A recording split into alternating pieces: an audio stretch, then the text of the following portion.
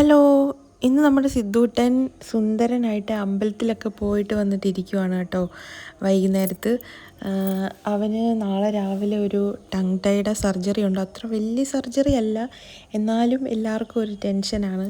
അപ്പം അതുകൊണ്ട് അമ്പലത്തിലൊക്കെ പോയി പ്രാർത്ഥിച്ചു. അമ്മുമ്മയും അപ്പൂപ്പനും മോനും കൂടെ പോയി എന്നിട്ട് വന്നിട്ടിരിക്കുവാണ്. സത്യം പറഞ്ഞാൽ അവനൊരു ഇഞ്ചക്ഷൻ എടുക്കാൻ പോകുമ്പോൾ പോലും എനിക്ക് ഭയങ്കര ടെൻഷനാണ്. ഇതിനെ ഞാൻ എങ്ങനെ ഓവർകം ചെയ്തെന്ന് എനിക്കറിയത്തില്ല. അത്രയ്ക്ക് ഞാൻ ടെൻഷനായിരുന്നു. അന്നത്തെ രാത്രി ഞാൻ ഉറങ്ങിയിട്ടില്ല. ഞാൻ എങ്ങനെയോ നേരം വെളുപ്പിച്ച് രാവിലെ 7-7:30 ആകുമ്പോൾ അവിടെ എത്തണമെന്നാണ് പറഞ്ഞത്. ഞാനൊരു 4:30 ആയപ്പം എണ്ണീറ്റപ്പോഴേ അവനും ചാടി എണ്ണീറ്റു. അങ്ങനെ രാവിലെ കുളിച്ച് റെഡിയാക്കി വണ്ടിയൊക്കെ ഇറങ്ങാൻ ഭയങ്കര ഇഷ്ടമാണ്. അപ്പോൾ വണ്ടിയിലെടുത്ത് വെച്ചപ്പോഴേ വലിയ ചിരിയും കളിയൊക്കെ ആയിരുന്നു. അങ്ങനെ ഞങ്ങളൊരു 7 മണി 7:30 ആയപ്പോഴത്തേക്കും ഹോസ്പിറ്റലിലെത്തി. ഇതൊരു വ്ളോഗായിട്ട് എടുക്കണമെന്ന് ഞാൻ വിചാരിച്ചിട്ടേ ഇല്ല. പിന്നെ എനിക്ക് അങ്ങനെ ഒരു പ്ലാൻ തോന്നിയത് ഈ സർജറി നടക്കുന്നതിൻ്റെ തലേദിവസമാണ്. കാരണം ഇവൻ ഇങ്ങനെ ഒരു പ്രശ്നം ഉണ്ടെന്ന് അറിഞ്ഞപ്പോൾ തൊട്ട് എനിക്ക് ഭയങ്കര ടെൻഷനായിരുന്നു. ഇതെങ്ങനെയൊക്കെ ആയിരിക്കും ചെയ്യുന്നത്, ഇത് വേദന എടുക്കുമോ, അനസ്തേഷ്യ കൊടുക്കണോ, അങ്ങനെ കുറേ ഡൗട്ടുകളുണ്ടായിരുന്നു. അപ്പോൾ അതൊന്ന് നോക്കാൻ വേണ്ടിയിട്ട് ഞാൻ ഗൂഗിളിലും യൂട്യൂബിലൊക്കെ നോക്കിയപ്പോൾ ഇതിനെക്കുറിച്ചൊരു വീഡിയോ പോലും കണ്ടില്ല. അപ്പം ഞാൻ ഓർത്തു ഇങ്ങനെ ഒരു വീഡിയോ ചെയ്യുകയാണെന്നുണ്ടെങ്കിൽ അത് ഇനിയും ഇപ്പോൾ ഡോക്ടർ തന്നെ പറഞ്ഞു കുറേ കുട്ടികൾക്ക് ഇപ്പോൾ ഇത് ചെയ്യുന്നുണ്ടെന്ന്. അപ്പം എന്നെപ്പോലെ വേറെ അമ്മമാരും ഇതുപോലെ നോക്കുന്നുണ്ടായിരിക്കില്ല. അപ്പോൾ അവർക്കൊരു സഹായമാവും ഞാൻ ഈ ഒരു വീഡിയോ ചെയ്യുകയാണെന്നുണ്ടെങ്കിൽ എന്ന് വിചാരിച്ചപ്പോൾ ഞാൻ ഓർത്തു വീഡിയോ എടുക്കാമെന്ന്.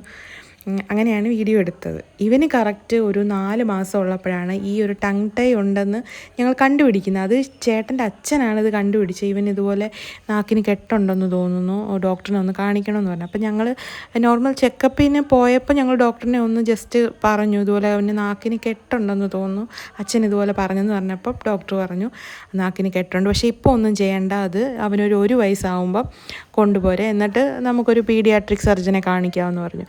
അങ്ങനെ ഞങ്ങൾ 1 വയസ്സായി 4 ദിവസമായി കഴിഞ്ഞപ്പോൾ ഞങ്ങൾ ഡോക്ടറിൻ്റെ അടുത്ത് പോയി സർജനെ കണ്ട്. അപ്പോൾ ഡോക്ടർ പറഞ്ഞു ഇത് ഇവനെന്ന് പറയുമ്പം നാക്കിൻ്റെ അറ്റത്തൂടെ നമ്മുടെ നാക്കിൻ്റെ അടിയിൽ ആ വള്ളിയുണ്ടല്ലോ, നാക്കിൻ്റെ അറ്റത്തോട്ടുണ്ട്. അപ്പോൾ ചില വാക്കുകളൊന്നും അവന് ചിലപ്പോൾ ഭാവിയിൽ പ്രൊനൗൺസ് ചെയ്യാൻ പറ്റത്തില്ല, പാടായിരിക്കും, കൊത്ത പറയും. അപ്പം അതിന് വേണ്ടിയിട്ട് നമ്മൾ ഇപ്പോഴേ ഇത് ചെയ്ത് കഴിഞ്ഞാൽ ഇവന് സ്പീച്ചൊക്കെ ഓക്കെ ആയി വരുന്നതിന് മുമ്പേ ചെയ്യുകയാണെന്നുണ്ടെങ്കിൽ കുഴപ്പമില്ലായിരിക്കും, അല്ലേ പിന്നെ പാടായിരിക്കും. അതുകൊണ്ട് ഞങ്ങൾ വിചാരിച്ചു ഇനി നമ്മൾ വേണ്ടാന്ന് വെച്ചിട്ട് അവനിത് ഭാവിയിലൊരു പ്രശ്നമാവണ്ടെന്ന് വെച്ചിട്ട് നമ്മളിത് ചെയ്യാൻ തന്നെ വിചാരിച്ചു. ഇതൊരുപാട് വേദനയൊന്നും ഉള്ളൊരു സർജറി അല്ല. പിന്നെ വേദനയെന്ന് പറയുമ്പോൾ കുഞ്ഞിനെ ബ്ലഡ് എടുക്കണം, ബ്ലഡ് ടെസ്റ്റ് ചെയ്യാൻ വേണ്ടി. അതിനൊന്ന് വേദന സഹിക്കണം. പിന്നെ ക്യാനുല ഇടണം. ക്യാനുല എന്തായാലും ഇടാതിരിക്കാൻ വേണ്ടി പറ്റത്തില്ല. അപ്പോൾ ക്യാനുല ഇടണം. ആ ഒരു ബുദ്ധിമുട്ടേ ഉള്ളൂ. അതല്ലാതെ ഓപ്പറേഷൻ ചെയ്യുന്നൊന്നും സത്യത്തിൽ കുഞ്ഞ് അറിയത്തുപോലുമില്ല. കാരണം അനസ്തേഷ്യ കൊടുത്തിട്ടാണ് ചെയ്യുന്നത്. അപ്പോൾ അനസ്തേഷ്യ എന്നൊക്കെ പറഞ്ഞപ്പോൾ സത്യം പറഞ്ഞാൽ എൻ്റെ കിളി പോയി. എനിക്ക് അനസ്തേഷ്യ ഒക്കെ കൊടുത്ത് ഉറക്കി കിടത്തിയിട്ടാണ് ചെയ്യുന്നതെന്ന് അറിഞ്ഞപ്പോൾ എനിക്ക് ടെൻഷൻ ഉണ്ടായിരുന്നു. പക്ഷേ കുഴപ്പമൊന്നും ഇല്ലാതെ എല്ലാം നല്ല രീതിയിൽ നടന്നു. രാവിലെ അവന് ഒരു 9 മണിയായപ്പോൾ കയറ്റി 11 മണിയായപ്പോഴാണ് ഇറക്കിയത്. പിന്നെ ഒരു കാര്യം എന്ന് പറയുമ്പോൾ വെളുപ്പിനെ 4 മണിക്ക് പാല് കൊടുത്തു കഴിഞ്ഞാൽ, ബ്രസ്റ്റ് ഫീഡിങ് ആണെന്നുണ്ടെങ്കിൽ പാല് കൊടുത്തു കഴിഞ്ഞാൽ പിന്നെ ഒന്നും കൊടുക്കല്ലെന്ന് പറഞ്ഞു. അങ്ങനെ 9 മണി വരെ അവൻ പട്ടിണിയാണ്. 9 മണിക്കാണ് അവനെ കയറ്റിയത്. എന്നിട്ട് 11 മണിയായപ്പോൾ ഇറക്കി കഴിഞ്ഞിട്ടും അവന് ശരിക്കും ആ ഒരു ബോധം വന്നിട്ടില്ലായിരുന്നു. അപ്പോൾ ഡോക്ടർ പറഞ്ഞു അവൻ നല്ലപോലെ ഒന്ന് ഉറങ്ങി എണ്ണീറ്റിട്ട് അവന് നമുക്ക് കൊടുക്കാമെന്ന് പറഞ്ഞു. ഓപ്പറേഷൻ കഴിഞ്ഞിട്ടൊരു 3 മണിക്കൂർ കഴിഞ്ഞിട്ടേ നമുക്ക് പിന്നെ ഫുഡ് കൊടുക്കാൻ പറ്റുള്ളൂ. കാരണം അല്ലെങ്കിൽ അവർ വൊമിറ്റൊക്കെ ചെയ്യും, അതുകൊണ്ടാണ്. അപ്പം കറക്റ്റ് 2 മണിയായപ്പോഴാണ് അവന് പിന്നെ ഫീഡ് ചെയ്യാൻ പറ്റിയത്. അപ്പോൾ ആ ഒരു ഇതൊക്കെ ആയിരുന്നു എനിക്ക് കുറച്ച് ബുദ്ധിമുട്ടായിട്ട് തോന്നിയത്. കാരണം അത്രയും നേരം വിശന്നൊക്കെ ഇരുന്നപ്പോൾ ആ ഫുൾ ടൈം ഞാനും വെള്ളം പോലും കുടിച്ചിട്ടില്ല. അവന് എപ്പോഴാണോ കൊടുത്തത് ആ സമയത്താണ് ഞാനും കഴിച്ചത്, അല്ലാതെ ഞാനും ഒന്നും കഴിച്ചിട്ടില്ല.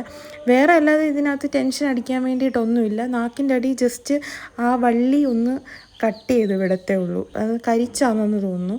അങ്ങനെയാണ് നോക്കിയത്. നേരത്തെ അവന് നാക്കിന് തുമ്പ് കാണാൻ പറ്റത്തില്ലായിരുന്നു. നമുക്ക് നാക്ക് അങ്ങ് അകത്തായിരുന്നു. ഇപ്പം അവന് നാക്ക് വെളിയിലോട്ട് ഇടാൻ പറ്റുന്നതാണ്. നേരത്തെ നാക്ക് വെളിയിലോട്ട് ഇടാൻ പറ്റുന്നില്ലായിരുന്നു. അങ്ങനെ ഒരു 3 മണി 4 മണിയൊക്കെ ആയപ്പോഴത്തേക്കും ആൾ ഓക്കെ ആയി. എങ്ങനെയാണോ പണ്ട് ഉണ്ടായിരുന്നത്, അതായത് ഓപ്പറേഷന് മുമ്പേ എങ്ങനെയായിരുന്നു അതുപോലെ തന്നെ ആയി. പിന്നെ ഭയങ്കര കളിയും ഭയങ്കര ആക്റ്റീവായിരുന്നു. ഒരു വേദനയോ പ്രശ്നമോ ഒന്നുമില്ല. ഫുഡ് കൊടുക്കുമ്പോഴാണെങ്കിലും അങ്ങനെ പ്രത്യേകിച്ച് ബുദ്ധിമുട്ടുള്ളതായിട്ടൊന്നും കാണുന്നില്ല.